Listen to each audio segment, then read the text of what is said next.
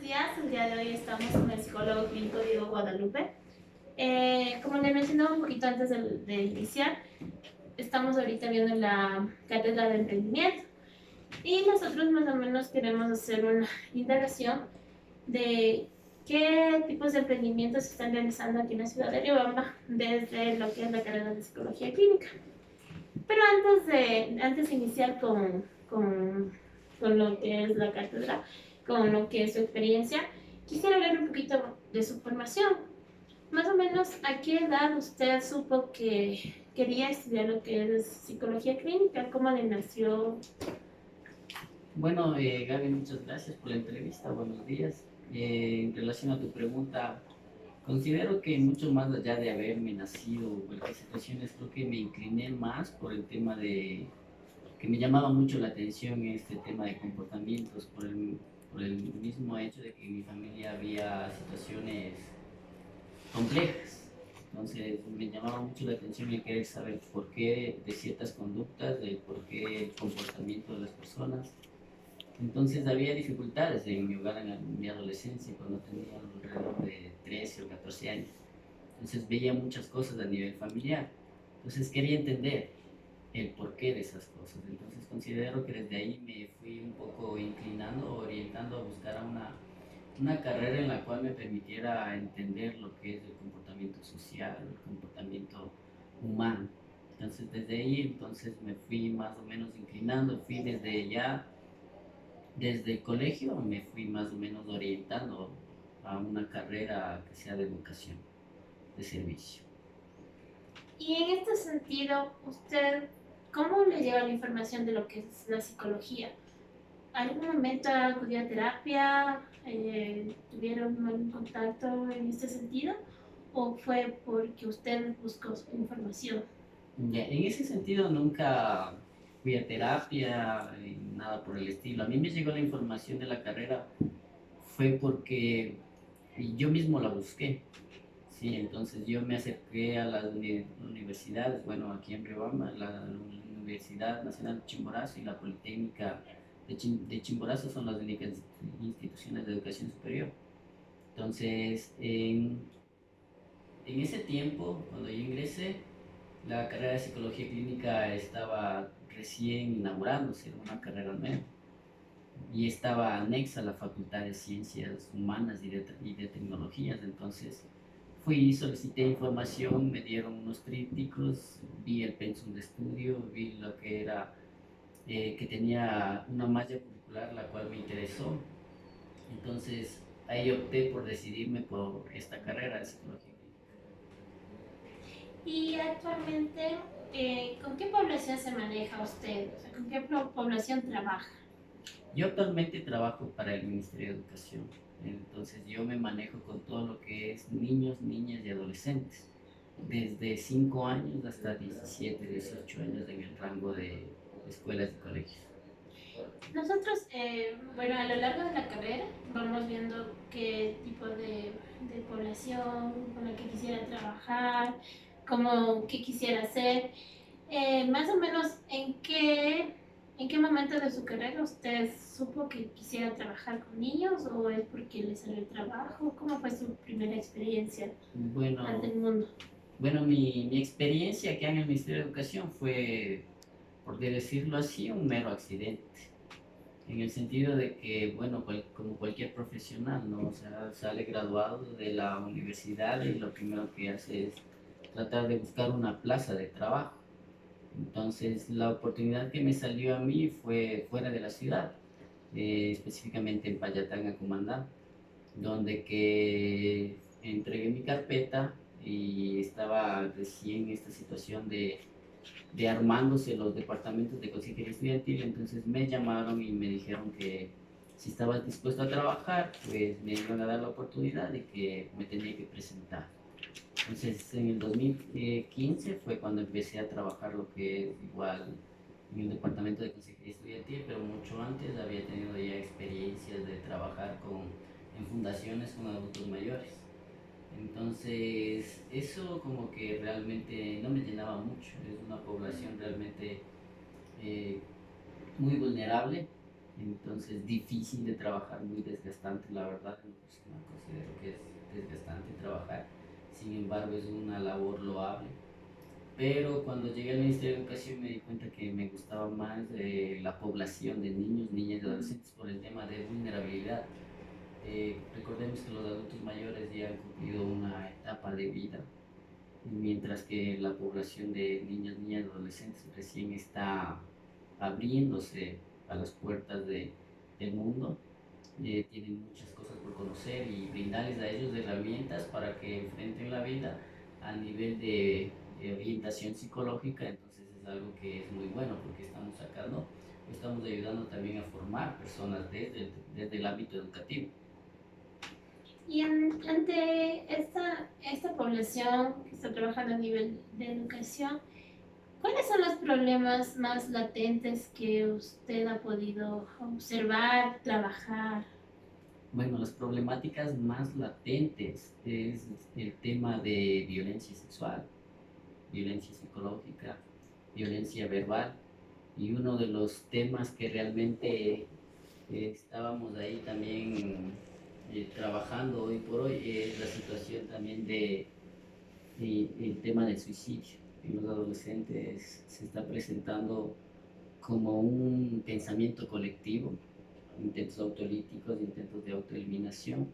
Entonces, especialmente en las comunidades en las que yo trabajo, entonces esto se ve por un factor también, un factor de riesgo en la violencia intrafamiliar, los factores socioeconómicos. Entonces, los estudiantes o los adolescentes están optando estas situaciones como un pensamiento colectivo. Entonces, se trata de trabajar en temas de prevención y promoción contra todos estos temas. Y recuerden también que a nivel nacional este tema de violencia sexual se ha destapado. Considero yo que estos temas siempre hubieron, sino que antes no se hizo nada. Entonces hoy estamos ya a nivel de departamentos de consejería estudiantil, estamos trabajando en tratar de erradicar de raíz estos temas de violencia sexual contra niños, niñas y adolescentes.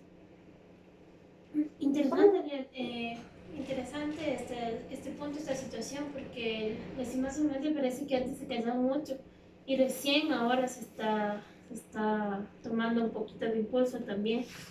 En cuanto a esto, bueno, habíamos conversado un poquito antes de iniciar la entrevista, que, bueno, ya partiendo de lo que es la cátedra de emprendimientos, cabe recalcar que existen distintos tipos de emprendimiento, que en los cuales cada persona que quiere emprender innova en su área para beneficiarse. Puede ser con fines de lucro, sin fines de lucro. Algo me comentaba usted que tenía pensado, que tenía proyecto a corto y a largo plazo. Coméntenos un poquito. Claro, un proyecto a nivel de desarrollo personal es para mí seguir una maestría en lo que es psicología forense y jurídica, porque además de eso también se complementaría ya con estos temas de violencia. Nosotros a nivel nacional manejamos un modelo y unas rutas y protocolos en las cuales está basado en una normativa, en un marco legal, desde que es el Código Orgánico Integral Penal, el Código de la Niñez y Adolescencia, la Ley Orgánica de Educación Intercultural, entre otras normativas y acuerdos ministeriales, en los cuales nosotros dentro del Ministerio de Educación como psicólogos clínicos no cumplimos un rol de psicoterapia, sino más bien de detección, intervención y derivación. Entonces, es porque todavía en el Ministerio de Educación no se encuentra un marco legal en el que nosotros podamos asumir una competencia como psicólogos clínicos. Entonces, al tener o poder modificar también de alguna manera o a futuro estas situaciones del marco legal, podríamos nosotros, los psicólogos clínicos que trabajamos dentro del Ministerio de Educación, podríamos abordar mucho más allá el tema de violencia sexual, ya no simplemente derivar al Ministerio Público, sino nosotros mismos como profesionales ya dentro del Ministerio de Educación, asumir estos casos, procesos terapéuticos, intervenciones y prácticamente también peritajes, donde que ya no se revictimice al niño, niña, adolescente. Entonces esta maestría, este interés personal y también comunitario, considero que fortalecería este tipo de procesos de los cuales uno aceleraría el proceso y ya podríamos nosotros hacer una reparación inmediata de los derechos vulnerados de los niños y adolescentes. Claro, porque eso sí, bueno, se tiene conocimiento a nivel general, que por el hecho de que los procesos son demasiado largos, a veces quedan, se archivan, las personas quedan impunes. Me imagino que a esto también se dirige su proyecto. Tomando en cuenta esa situación, más o menos, ¿qué valor tendría un peritaje ya forense desde el ámbito de la psicología para las personas que lo solicitan? Ya un peritaje, bueno, a nivel de fiscalía existen psicólogos peritos calificados. Entonces, pero la situación es como un trámite burocrático en el cual nosotros debemos derivar y debemos esperar que Fiscalía derive al psicólogo perito para que se hagan las respectivas investigaciones y ese tipo de situación. Mientras que se espera, nosotros lo que hacemos es un seguimiento y un acompañamiento a las presuntas víctimas de violencia. Entonces, en ese sentido, en Fiscalía no existe ningún valor económico para estas presuntas víctimas. Pero si fuera de carácter privado, conozco que un peritaje está alrededor de unos 400, $500, que una persona que quisiera acelerar el proceso como un profesional en el ámbito privado tendría que asumir varios gastos. Pero vuelvo y repito, en la fiscalía existen peritos que son calificados. Desconozco si es que tienen alguna especialidad, o sea, conozco que son peritos calificados que cumplen los requisitos que fiscalía impone para que ellos puedan también trabajar dentro de este ámbito.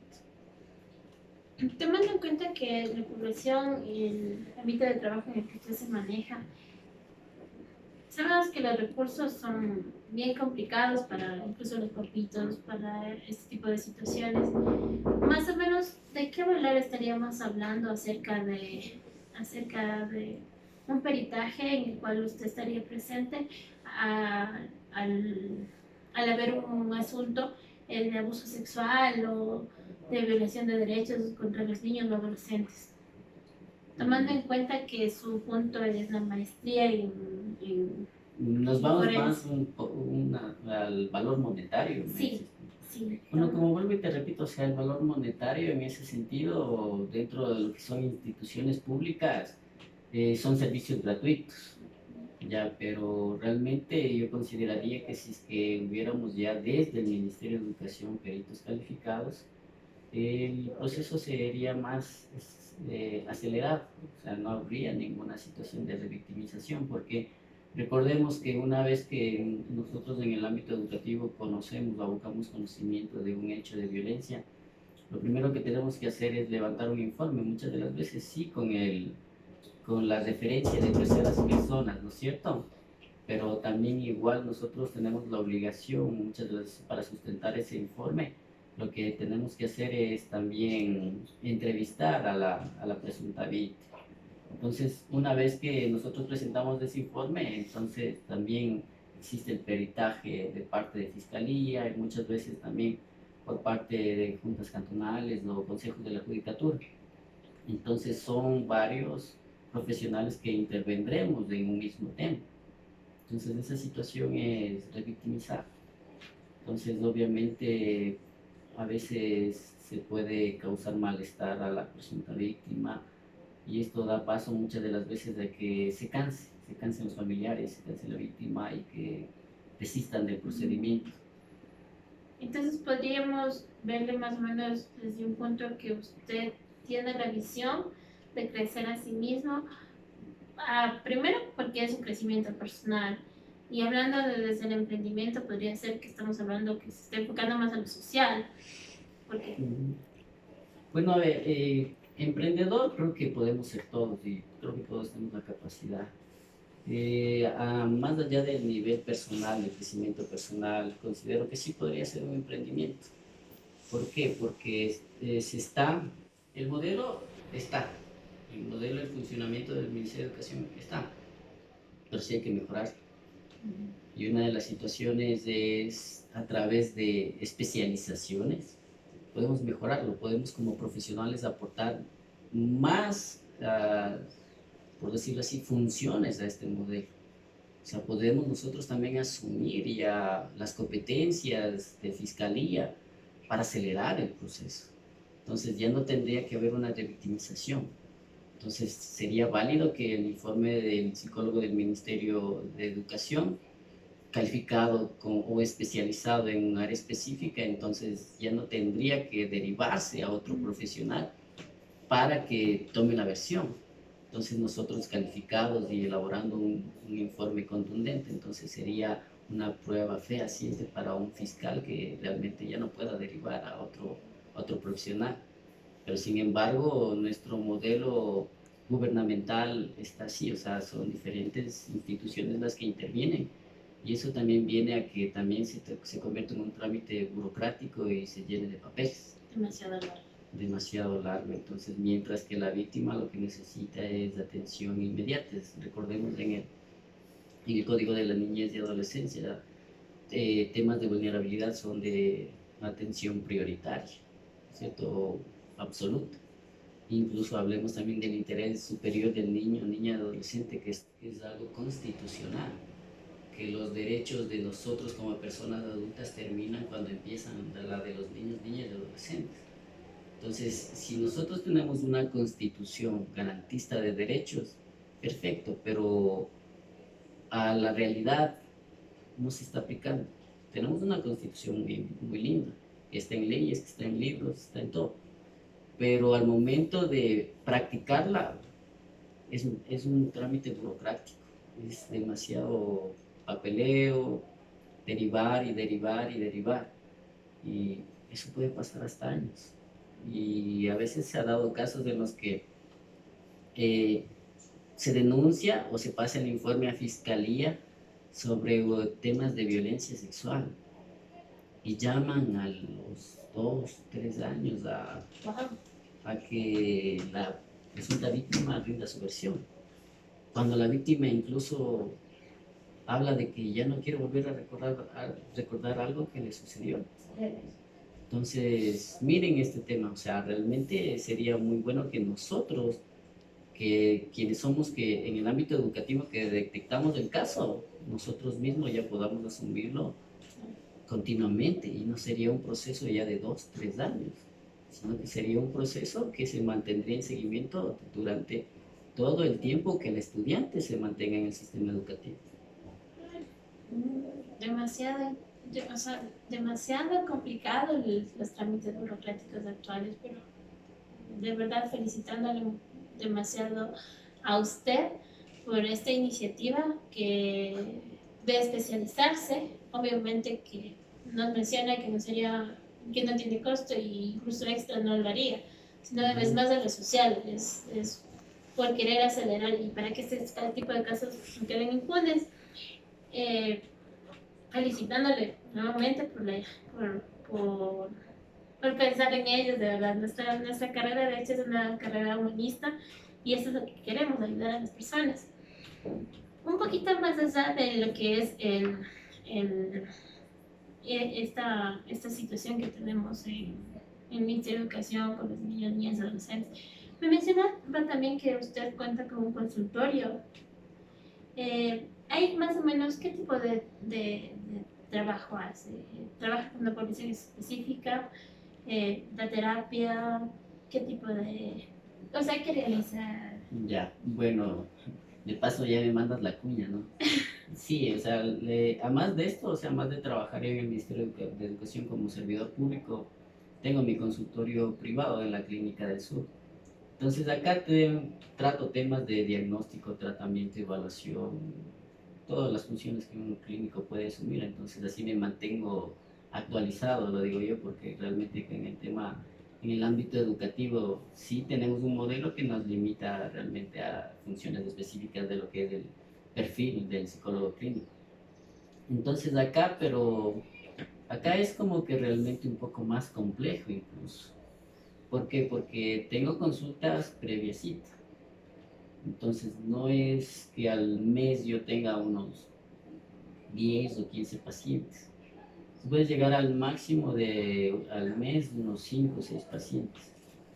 Muchos vienen por una consulta, otros por evaluación, otras personas, pocas son las que en verdad buscan ayuda y quieren empezar una terapia psicológica.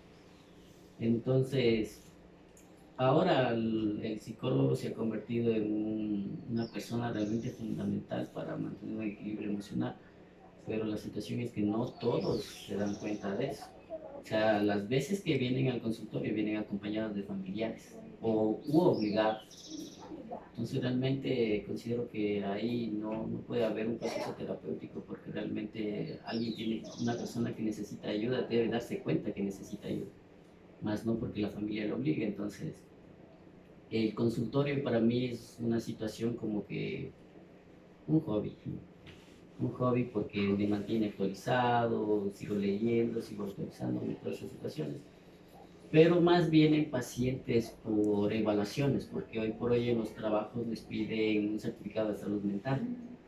Entonces, obviamente, vienen para someterse a una evaluación de personalidad. Entonces, se les entrega el certificado una vez que se ha aplicado el reactivo psicológico. Esto les piden en las compañías de seguridad, para los choferes, para la conducción.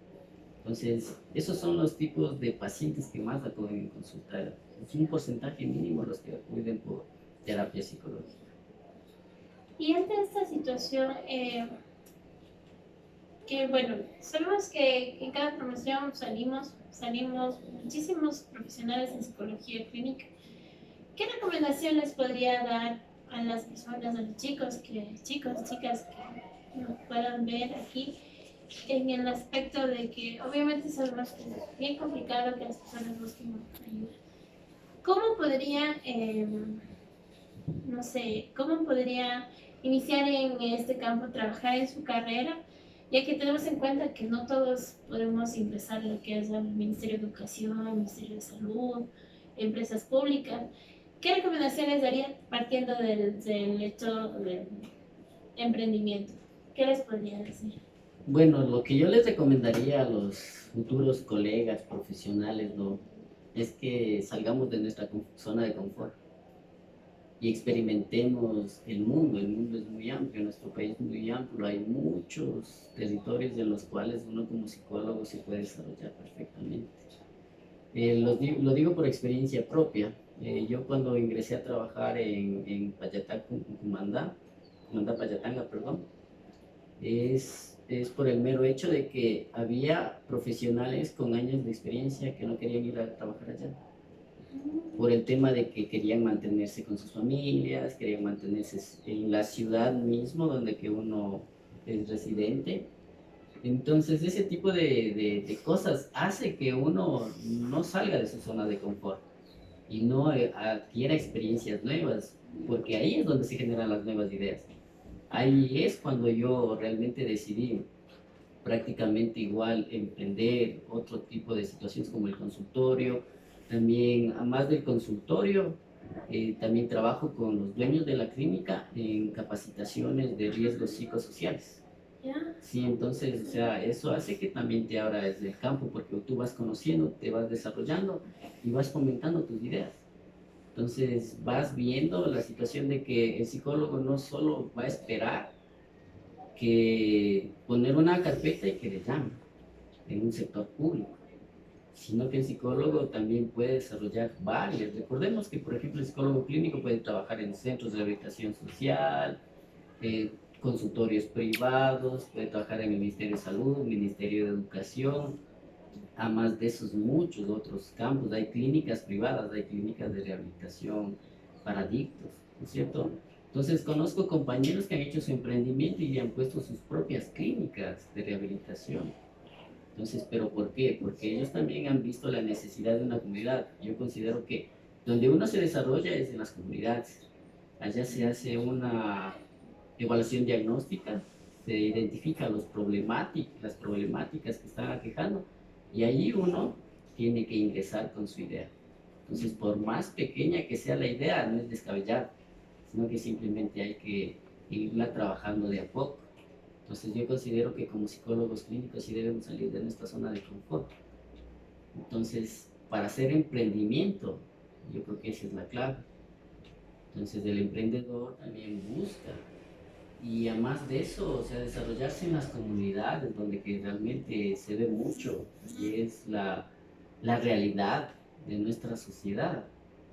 Es como un campo para experimentar, es como un laboratorio, donde que uno tiene todas las herramientas para desarrollarse y la oportunidad es de tomarlas, desarrollarlas y aplicarlas. Entonces ese sería mi consejo o mi sugerencia para los futuros psicólogos y los futuros profesionales de la carrera de psicología clínica.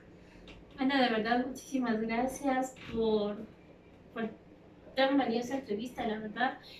Es verdad, existe mucho conformismo, existe mucha zona de confort, se acumula todos los profesionales en las ciudades, pero no hay profesionales en la comunidad, eso tiene toda la razón. Además, la falta de información, también que existen las comunidades que no conocen, de uno depende abrirse campos. La verdad, sí, incluso resulta una experiencia en lo personal para mí motivadora, porque tenemos el estigma de que siempre dicen, no, cuando sales de psicología clínica no hay trabajo. Muchísima gente, muchísimos graduados, no hay trabajo, no hay trabajo.